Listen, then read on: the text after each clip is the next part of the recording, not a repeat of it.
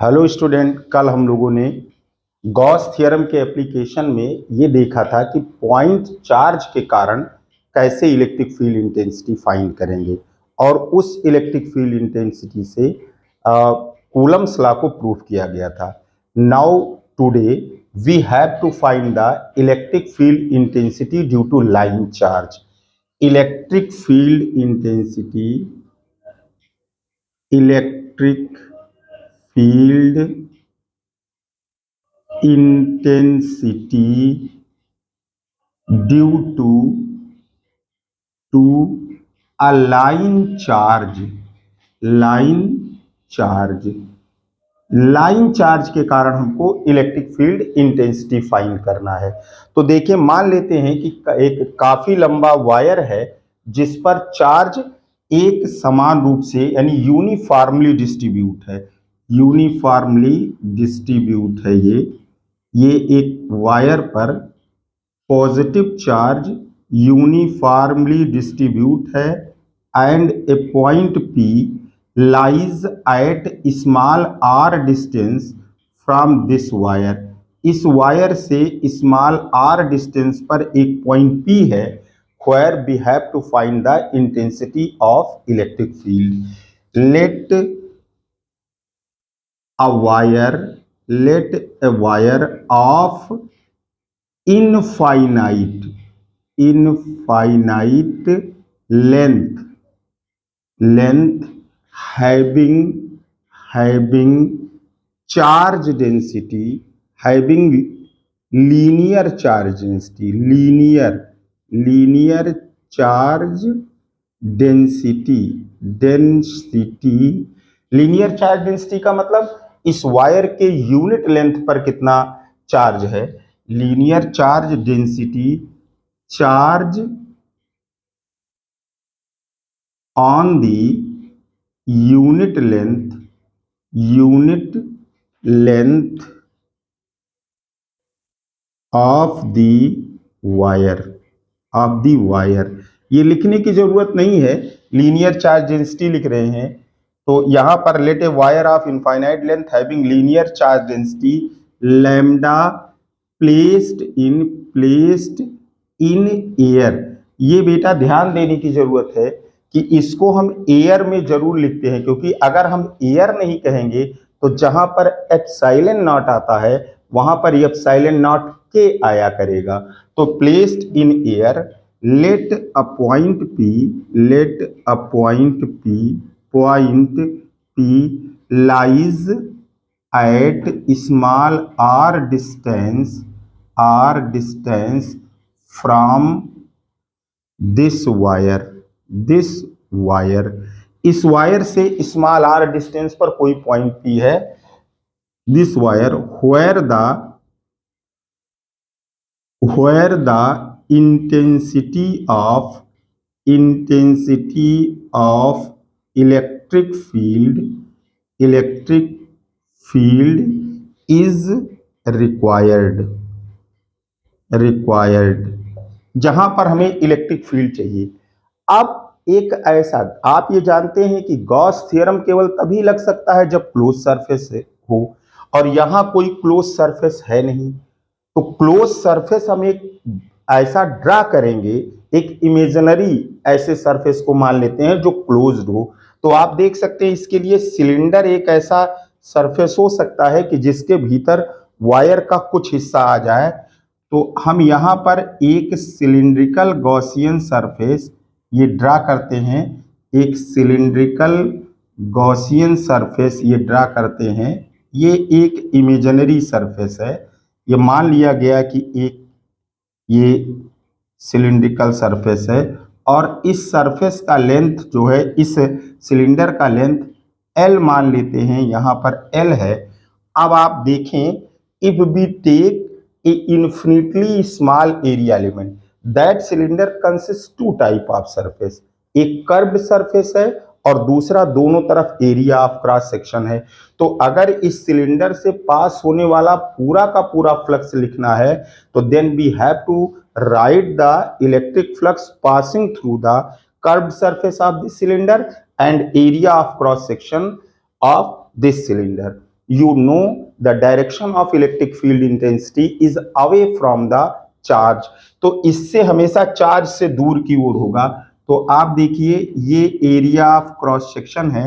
अगर हम P के चारों ओर एक छोटा सा एरिया एलिमेंट DA अगर हम ले रहे हैं, if we take infinitely small area element DA around point P के चारों ओर DA अगर एरिया एलिमेंट ले रहे हैं, तो electric field intensity is away from the positive charge and the area vector of DA is perpendicular on DA पर एक परपेंडिकुलर, ये DA पर एक परपेंडिकुलर होगा जो एरिया वेक्टर DA है, यहां पर ये परपेंडिकुलर होगा। अब अगर ऐसे ही हम एक एरिया एलिमेंट इसके एरिया ऑफ क्रॉस सेक्शन पर ले लेते हैं, यहां देखें एक एरिया एलिमेंट ये अगर ले रहे हैं दैट इज DA डैश, तो इलेक्ट्रिक फील्ड इंटेंसिटी किधर होगा?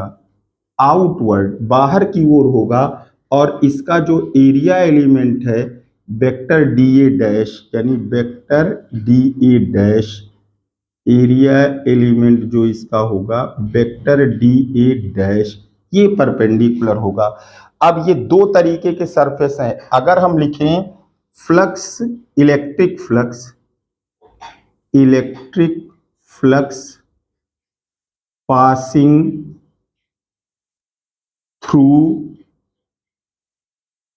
through the whole cylindrical Gaussian surface, passing through the whole cylindrical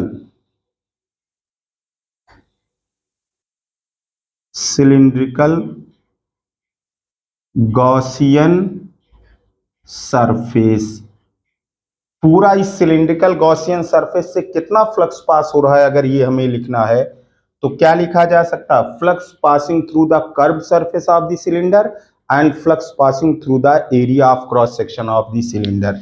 ये इतना आप समझ गए यहां पर। अब देखिए flux passing through the whole Gaussian surface, ये अगर हम लिख रहे हैं तो इलेक्ट्रिक फ्लक्स को हम फाई ई से लिखते हैं, तो phi E is equals to electric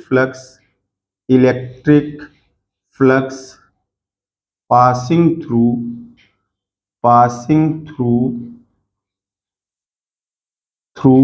the curved surface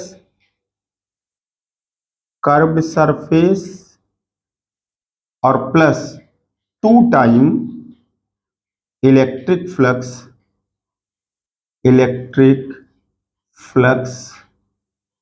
passing through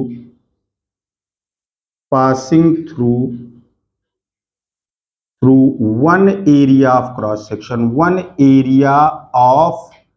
cross section, यानी 2 इंटू एक एरिया ऑफ क्रॉस सेक्शन से जितना फ्लक्स पास हो रहा है उसका हम डबल कर लेंगे। अब ये phi E is equals to होगा, अब देखिए यहां पर क्लोज इंटीग्रल हम नहीं लगा सकते कर्व्ड सरफेस के लिए, थ्रू द कर्व्ड सरफेस, तो ये सरफेस एरिया अगर यस है तो यहां ए है अगर, तो आप लिखेंगे ए अगर है तो vector E dot vector DA और प्लस हो जाएगा 2 टाइम और ए डैश, ये कितना होगा? Vector E dot vector DA dash होगा। ध्यान से इसमें अगर देखें तो vector E and vector DA are parallel, vector E and vector DA are parallel, but vector E and vector DA dash are perpendicular. Vector E and vector DA are parallel but vector E and vector dA dash are perpendicular,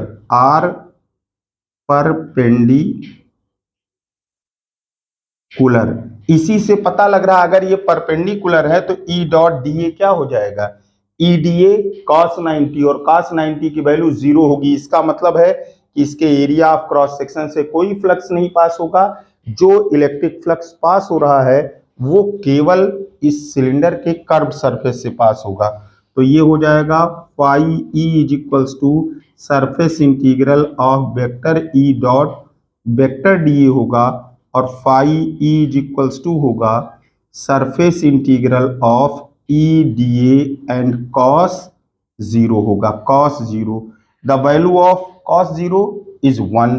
तो अगर यहां पर लिखे हम तो phi E is equals to हो जाएगा, phi E is equals to ये कॉस जीरो, तो E times surface integral of D A, और डी ए क्या है, the area of curved surface. तो phi E is equals to होगा E times D A कितना होगा, अगर इसका रेडियस यहां पर रेडियस अगर देख लें तो ये रेडियस आर है, ये आर है तो ये भी रेडियस आर होगा, और लेंथ कितना है, एल है। तो लेंथ अगर एल है तो ये हो जाएगा 2 इंटू 2 पाई आर एल, ये इतना कुल फ्लक्स पास होगा अकॉर्डिंग टू गॉस थ्योरम। अगर अब आप लिखें इसमें according to Gauss theorem, according to Gauss's theorem, phi E is equals to net charge enclosed by this cylindrical surface by epsilon naught। तो इस लाइन चार्ज के unit length पर कितना चार्ज है लैम्डा, और इस सिलेंडर के भीतर कितना लंबा तार है एल, क्योंकि एल लेंथ का सिलेंडर है तो तार भी उतना ही लंबा आएगा। अब चार्ज इस सिलेंडर के भीतर जितना वायर है उस पर कितना चार्ज होगा, लैम्डा एल, यूनिट लेंथ पर लैम्डा चार्ज और कुल लेंथ एल, तो ये हो जाएगा lambda L by epsilon naught, और ये फाई हम यहाँ पुट करते हैं तो lambda L by epsilon naught is equals to E into 2 pi R L होगा, एल दोनों साइड में कैंसिल होगा, और फाइनली ये electric field intensity E is equals to आ जाएगा lambda by 2 pi epsilon naught R. यानी अगर किसी इनफाइनाइट लेंथ के वायर पर लैम्डा चार्ज डेंसिटी हो, लीनियर चार्ज डेंसिटी, तो उससे आर डिस्टेंस पर इलेक्ट्रिक फील्ड इंटेंसिटी ये इतनी होगी, हम इससे फाइंड कर सकते हैं। इसके बाद इस टॉपिक के बाद चार्ज सीट, जो चार्ज सीट है उसके कारण कितना इलेक्ट्रिक फील्ड होगा, पैरेलल चार्ज सीट हो और स्फेरिकल अगर कोई स्फेयर है उसके कारण हम इलेक्ट्रिक फील्ड फाइंड करेंगे। फिर इस वीडियो के बाद एक न्यूमेरिकल सेशन चलेगा जिसमें कि पूरे के पूरे फर्स्ट चैप्टर का न्यूमेरिकल आपको सॉल्व कराया जाएगा। तो आप लोग इस टॉपिक के बाद दूसरे टॉपिक को देखिएगा। Thank you for watching the video.